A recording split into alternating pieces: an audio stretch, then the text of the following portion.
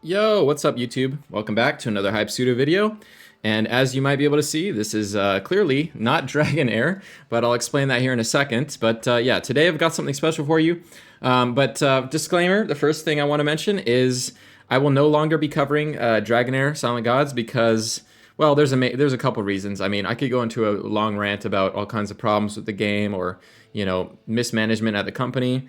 But it really, when it boils down to is the game was not adding enough content season by season for me to sink my teeth into, and I'm someone who I kind of like no life games until I master them, and then once I've mastered them, I get bored and quit. And if a game doesn't keep adding new things for me to have to learn and experiment and strategize and master, then I just don't see the point in playing. Having to do the same thing over and over again each season, getting my characters reset just to do the same thing, the same goblin farm, the same vortex with slightly different, elemental affinity bonuses. It just wasn't really enticing for me. So I had already quit the game way back in season 2, but I had continued to cover content via the test server to kind of help the community with like the vortex boss and the mid-season bosses. But I will no longer be covering the game.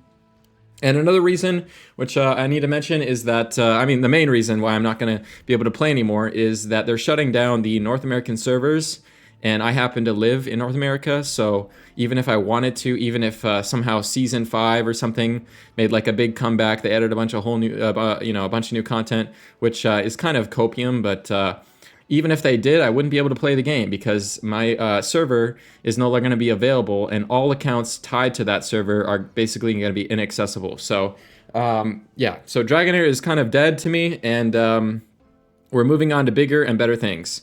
And speaking of which, I've got a perfect game here called Watchers of Realms that is a perfect candidate for a replacement if you're quitting Dragonheir or you've already quit, or you can't play anymore because the servers are shutting down, then this is a great game to try out. I think you'll have a good time with it. I've only played it now for about 5 days, so this is just a very early, like, first impressions type video here.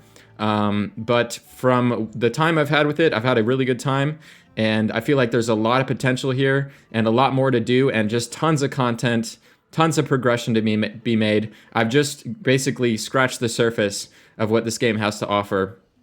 And although, this video won't really go into any of the end game, I really don't know what the game's going to look like a month from now when I'm at the end game, how grindy it'll be, if it'll be repetitive or whatever.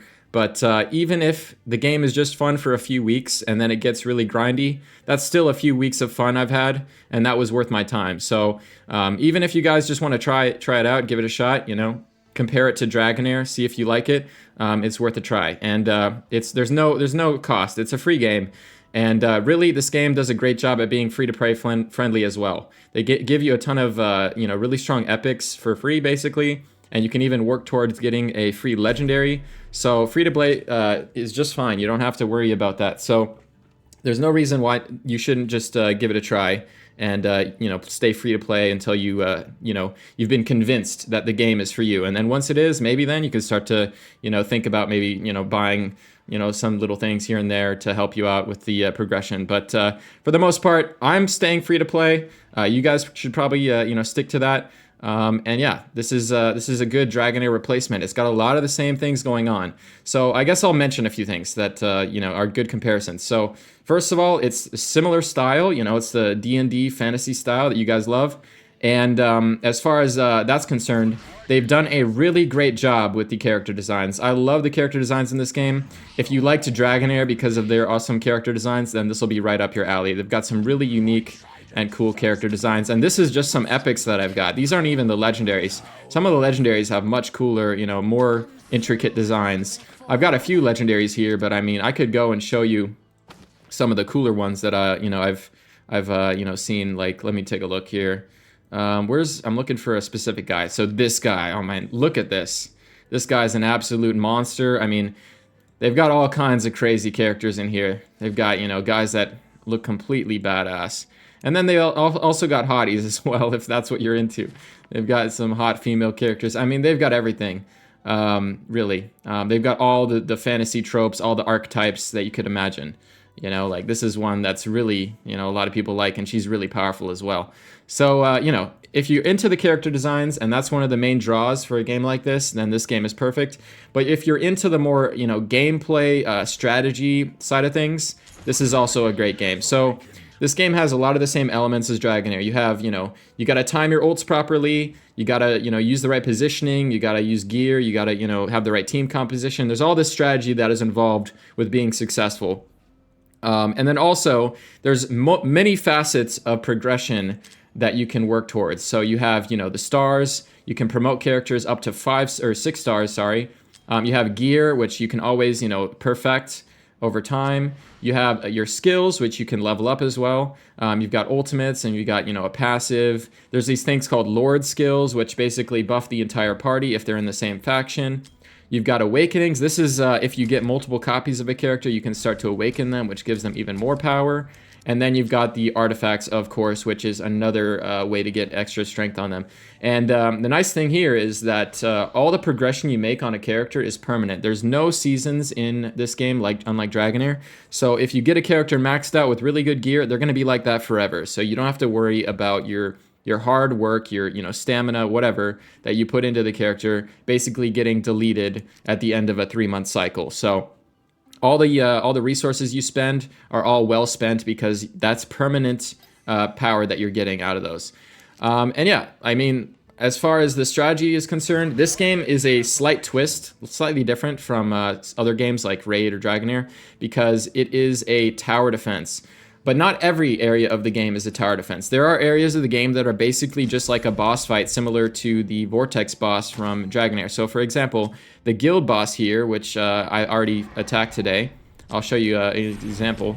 It is basically just like Vortex. You place your guys in, make sure that they're all in range of the boss, they're all attacking the boss, make sure that the buffs that they're giving to each other are all in range, and you attack the boss and try to do as much damage as possible. So as you can see here, just like the Vortex boss, it also has mechanics that you got to play around and strategize around. But then the more common levels in this game are tower defense. And to some people that might be a deterrent, but honestly, I feel like that's a huge plus, because I've always been a big fan of the tower defense genre, and I think in a weird way, the tower defense genre adds a lot of extra strategy to this game, which is like, you know, it's like more puzzle solving that wasn't you know, active in Dragonheir. The way that the lanes play out, and, you know, how to protect your lanes, and how to position people properly, and, you know, there's all kinds of strategy involved, which I really like. So I think you guys will appreciate the tower defense. It does take some getting used to. It's a little bit different than Dragonheir, but you'll learn pretty quick. The tutorial in this game explains everything very clearly. And then, you know, another thing I want to mention is the community of this game has been really positive. I've been streaming this game now for like a few days on Twitch, and everyone there has been really helpful, giving me tips and tricks and teaching me about the game. If I need any help, they're quick to answer. So it's a really positive community. You know, I mean, not like Dragonheir was all that bad, but I mean, if you want a game that has a really positive, non-toxic community, this game has that. And yeah, it's pretty free-to-play friendly. As I already mentioned, you know, you're given a lot of epics that are really good early on, and through just logging in and playing the game. And then you can work toward a free legendary as well. And then another nice thing is your first pity on your first legendary is much lower than your later pities will be. So you're guaranteed a legendary within your first 60 summons. And you're also guaranteed at least one of the 4 good epic marksmen.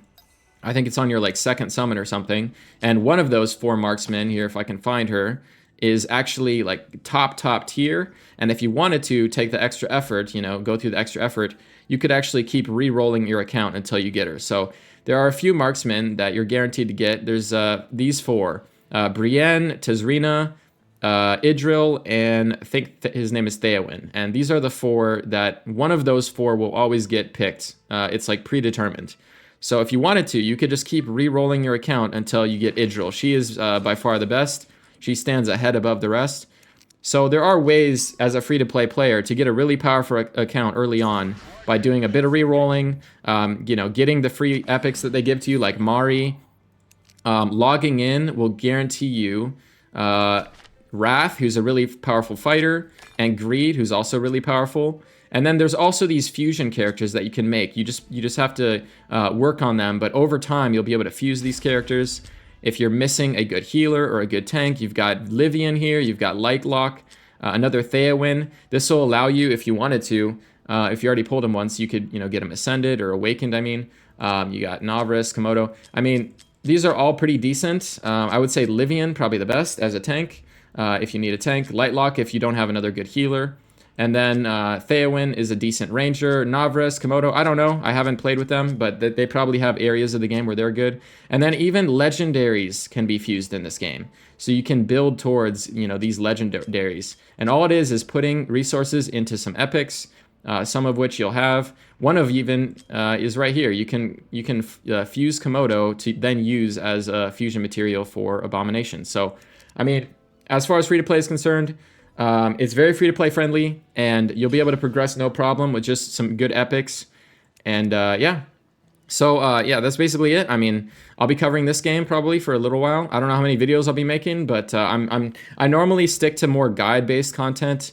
I try to like, master a game, become an expert, and then use that expertise to help the community and provide guides and stuff like that. But I'm just a baby on this game. I know nothing. I'm still learning. I'm on day 5. So it'll probably be a while until I can make any type of guide-related content. But yeah, if you guys, quit Dragonheir or need another game, want another game to play similar to Dragonheir to fill your time, I think this is a perfect candidate. And yeah, check it out. I've got a link down below that you guys can click on. It's really easy to install this game. It'll just take you straight to the App Store or the Google Play Store. And if you're on PC, it'll take you straight to their website, and you just basically just download it and play it. It's a free game, so there's no harm in giving it a shot. And if you don't like it after a week or two, I mean, you can always quit. There's no like, cost.